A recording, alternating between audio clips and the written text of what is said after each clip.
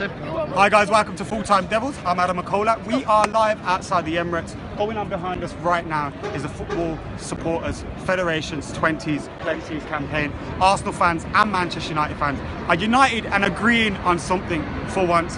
But the team news isn't, and I'm joined by Charlie and Mr. Stephen Howson. And the team is as follows. By the way, who won out of me and Sam? I'm not sure. But David De Gea's in goal. Young at left back, Smalling, Young at right back, Darmian at left back, Smalling and Blin at the heart of our defence. Then we've got Carrick and Schweinsteiger in the central midfield. So Michael Carrick comes in from Morgan Schneidlin at the weekend. And Mata, Rooney, Depay behind Anthony, Martial. What do you make of that? Good as it can get for us, I think, at the moment, mate, with the injuries that we've got. We knew there was going to be a little bit of rotation going on with the midfield and Carrick and all that lot. Didn't know Carrick was going to be fit. I think it's a bonus that he's fit. That's a very solid core that we've got. I just hope that we can expose them and be clinical when we do expose them. What do you make of Ashley Young at right back, Darmian at left back? Did you expect to see him switch this time around? I thought Ashley Young did well at the weekend, if I'm honest. But you'd really like to see him playing left back and Darmian at right back, because Darmian's looked, he's not looked as good as he was at the start of the season when he played left back, because obviously he's not left-footed.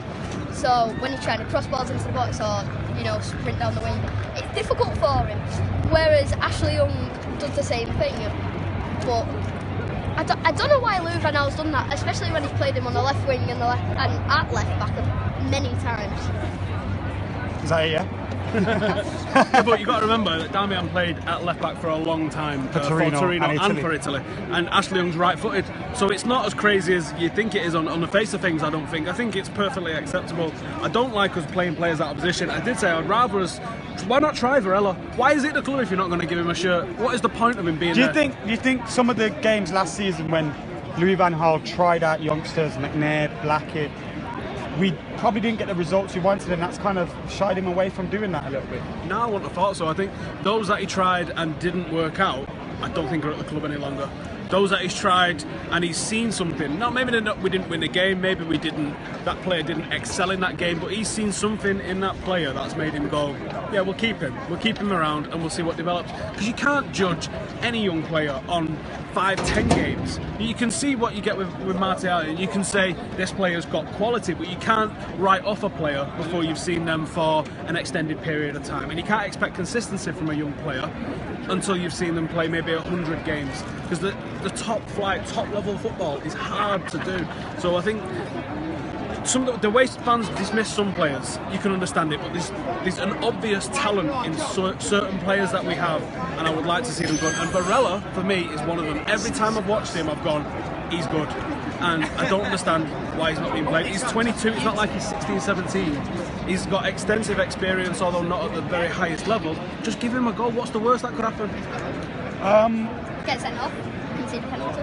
Well, that is the worst that could happen. Yeah. And that's it did all right for Smalling. Yeah, sure. And that day was all right for you. Yeah, that was a decent day, in my books. But like what Howson's saying, I think the players that have gone out, like Sadianko and Will Keane, and he's kept players like James Wilson and Paddy McNair, probably for a reason. Like he will have seen something in them, and he wants to try and develop players, even though he's not going to be at the club. Maybe he already knows who the next manager is. Maybe it's going to be Pep Guardiola. Maybe it's going to be Ryan Giggs, which is looking quite likely. Maybe it's even going to be Jose Mourinho, the way he's been. That's not happening, Charlie. Nah. Just get that out of your head. I was about to say something then. You speak quite well for a young lad, and then you said that. What's going on, Charlie? Come on, lad. Yeah, well. Yeah, only joking. Go on. It's the defensive. Who you got to fear from Arsenal today?